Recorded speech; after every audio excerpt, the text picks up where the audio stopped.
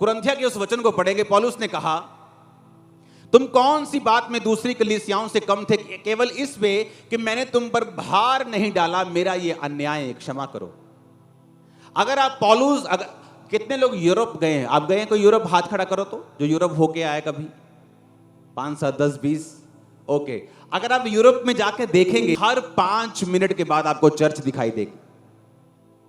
अब वहां क्रिश्चियनिटी की हालत क्या है, इस पे डिस्कस नहीं करेंगे, लेकिन अगर आप पुरानी क्रिश्चियनिटी वहां पे देखेंगे तो वो बीज पौलुस को जरा लगा है।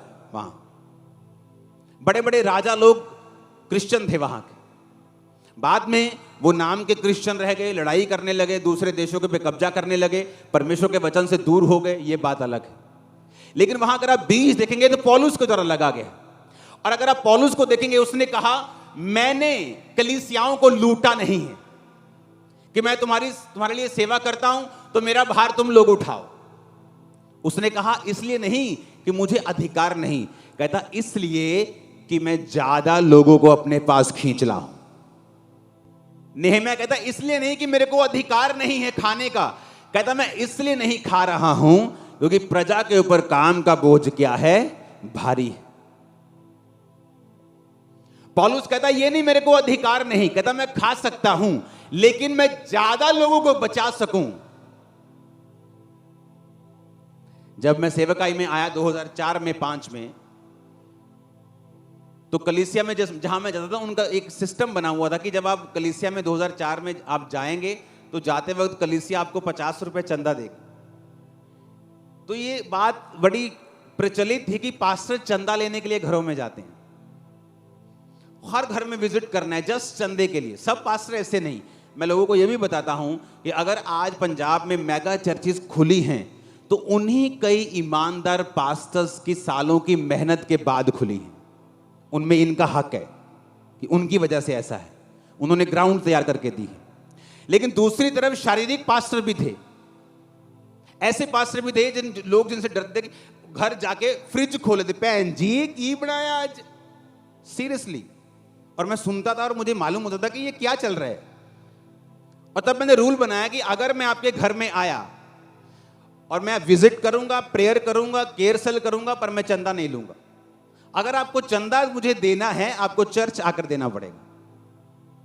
तो ये रूल बन गया चर्च में कि विजिट हर हफ्ते रोज विजिट होती थी, कभी किसी घर, कभी किसी घर, कभी किसी घर। आज भी होती, आज दूसरी किस्म से अलग तरह से होती। तो मैंने रूल बना लिया था कि आप मेरे को ऑफरिंग नहीं देंगे, लेकिन अगर मैं ऑफरिंग नहीं लूंगा तो मैं गुनाहगार हूं क्योंकि आपकी बरकत रुकेगी। इसलिए आप लोग ऑफरिंग डालने के लिए चर्च में आएंगे।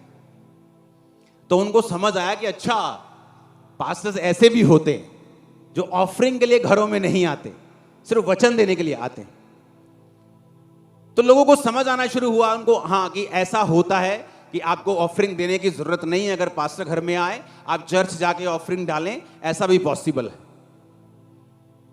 पौलुस कहता मैंने अपनी जिम्मेवारी के ऊपर कलीसिया को लूटा नहीं है, कलीसिया से पैसा नहीं लिया। मैंने टेंट बनाने का काम किया ताकि कलीसिया के ऊपर भार ना हो और हम और अधिक काम को परमेश्वर के हिसाब से कर सके।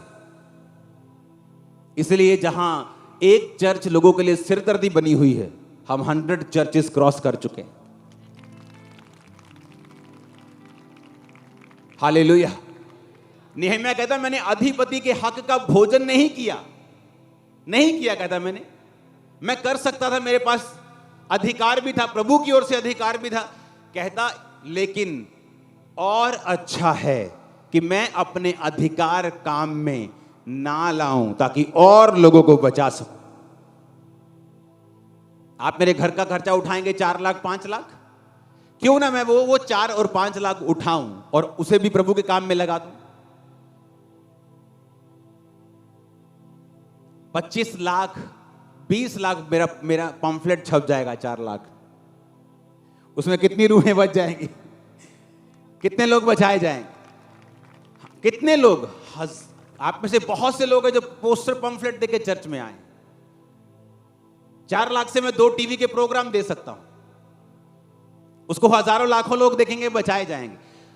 हमारे YouTube चैनल को सब्सक्राइब करें ताकि आप परमेश्वर के गहरे वेदों को जान सकें कि कैसे आप परमेश्वर में बढ़ सकते हैं, कैसे आप दुष्ट आत्माओं से, नशों से, बीमारियों से और वंशों के श्रापों से आजाद हो सकते हैं।